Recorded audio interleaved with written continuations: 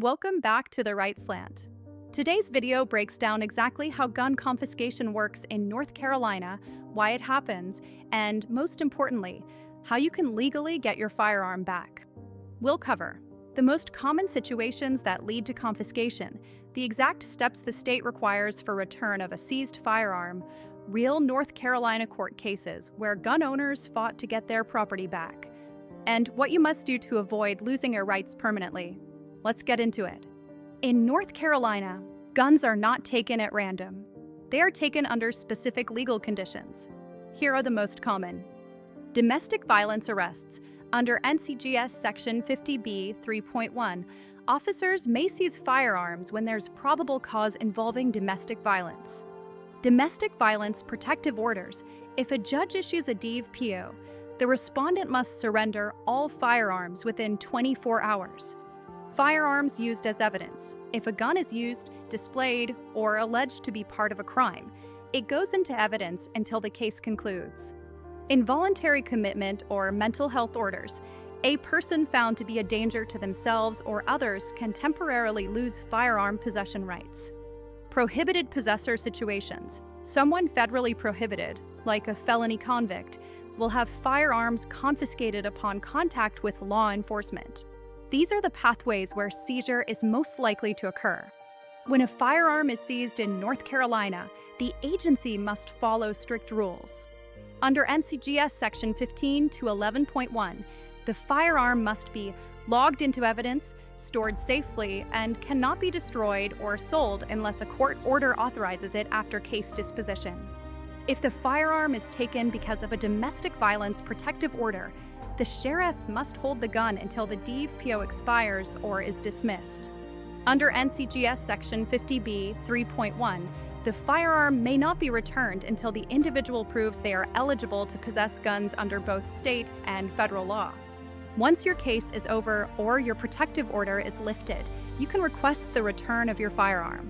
But the process must be followed exactly. Step 1. Confirm you are eligible.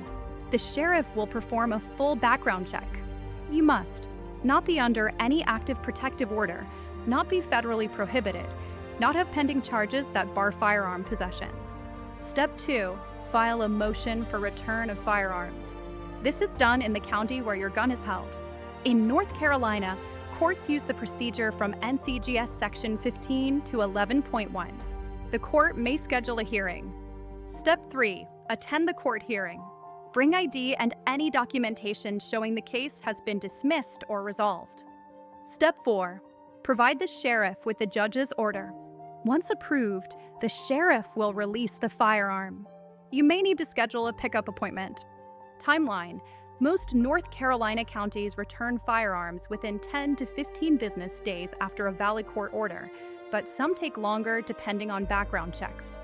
If you're finding this helpful, please like, subscribe, and hit that notification bell so you never miss another breakdown here on The Right Slant. Case 1. State vs. Bryant, 359 NC 554.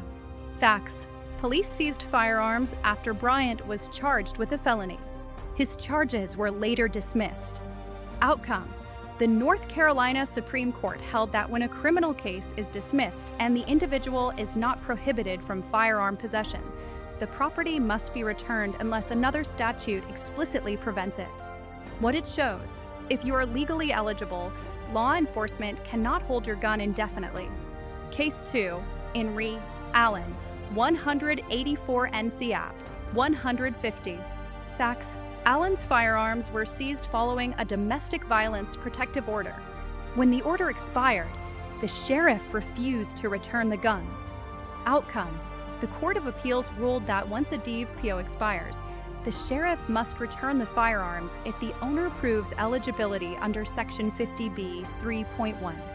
What it shows: even if guns are taken during a DVPO, you do not lose them permanently if you follow the proper legal process. There are a few crucial points you should always keep in mind. North Carolina does not automatically return firearms. You must file paperwork. If you become federally prohibited, even briefly, the sheriff cannot release your gun until the restriction is lifted. If you fail a background check, The firearm may be ordered destroyed or transferred to a federally licensed dealer. Never attempt to pick up a firearm while any prohibiting conditions are still pending. Follow the legal process, stay documented, and insist on your rights. Thanks for watching The Right Slant. Stay informed, know your rights, and we'll see you in the next state-by-state breakdown.